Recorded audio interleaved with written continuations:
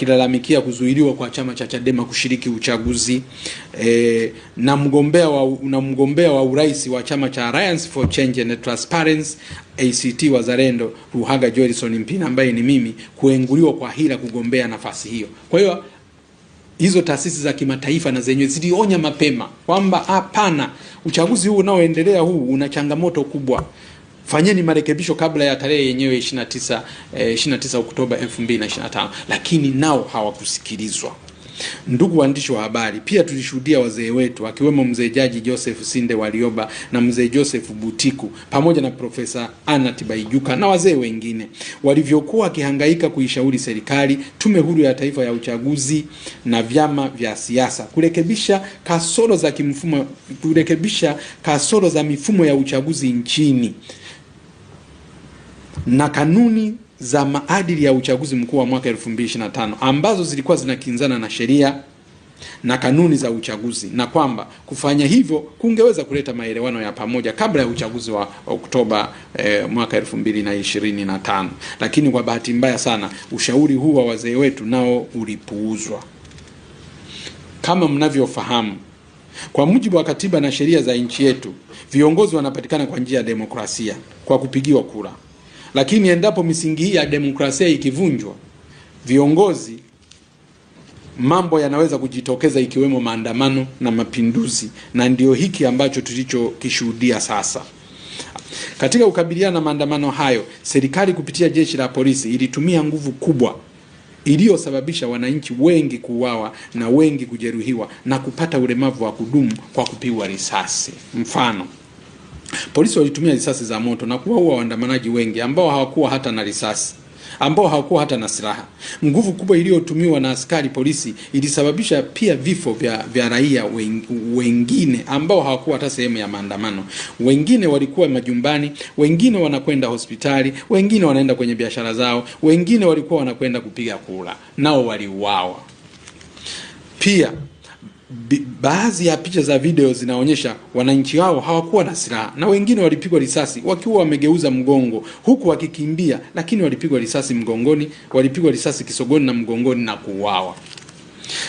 Namba 2, baadhi ya askari walionekana kwenye picha wakiwa wanawashambulia watu kwa risasi, na wengine walivalia kininja, na wengine wakiwa hawana sare, jambo ambalo liliwashangaza wananchi walio wengi na kushindwa kujua kilikuwa ni kikosi gani kilichokuwa kinatekeleza mauaji hayo. Pia zipo taarifa kuwa baadhi ya askari hao walikuwa hawaongei Kiswahili, na hivyo ilikuwa haijulikani wametoka nchi gani, ingawa walikuwa wanafanya kazi kwa pamoja na maaskari wa hapa nchini. Hii ilileta hofu kubwa sana katika taifa letu, yani the knee-jerk reaction juu ya usalama wa nchi yetu. Kuchoma moto na kuharibika kwa miundombinu tuliyashuhudia, lakini tulikuja tukashuhudia serikali ilitangaza amri ya wananchi, serikali ilitangaza amri ya wananchi kutotoka nje kwa siku 6 mfululizo bila kujali hasara itakayopatikana za kiuchumi na kijamii. Uamuzi huo ulisababisha akina mama wajawazito na wagonjwa wengine mahututi kukosa huduma, na wengine walipoteza maisha bila matibabu. Kwa hiyo mnaambiwa hamna kutoka nje bila kujali kwamba kuna wagonjwa wanatakiwa kwenda hospitali. Mama anatakiwa kujifungua, unategemea nini kilitokea? Mgonjwa mahututi ambaye alikuwa kitandani, unategemea nini kitaendelea? Wagonjwa wengine ambao daktari anatakiwa aende Muhimbili kwenda kumtibu, ameambiwa hamna kutoka. Maana yake kwamba ana mgonjwa wake kule Muhimbili alifariki tu kwa sababu alikosa huduma. Kwa hiyo watu wengi wamepoteza maisha. Sasa nchi ukienda kwenye kiuchumi, kuwafungia watu kwa siku 6, nchi haikuweza kukusanya kodi kwa muda wa siku 6, na hivyo hatukukusanya kodi zaidi ya trilioni 1. Huku wananchi, wafanyabiashara, wawekezaji wakipata hasara ya zaidi ya trilioni 4 kutokana na lockdown hiyo. Kwa hiyo kwa sababu kila mtu anayefanya biashara hafanyi biashara, anayelima hawezi kwenda kulima, anayefanya shughuli ya kiuchumi yoyote, shughuli zote zimesimama. Kwa hiyo hatuwezi tena kutoa mchango wetu katika uchumi. Kwa hiyo ina maana kwamba katika muda huo tumepoteza zaidi ya trilioni 4. Hiyo hasara tunaifidia nani? Lakini kwa nini tulifungiwa ndani? Kulikuwa na shida gani? Hatukusikia rais akitangaza kwamba kuna hali ya hatari, wala kuna hali ya uvunjifu wa amani, wala kuna vita kama katiba inavyotaka.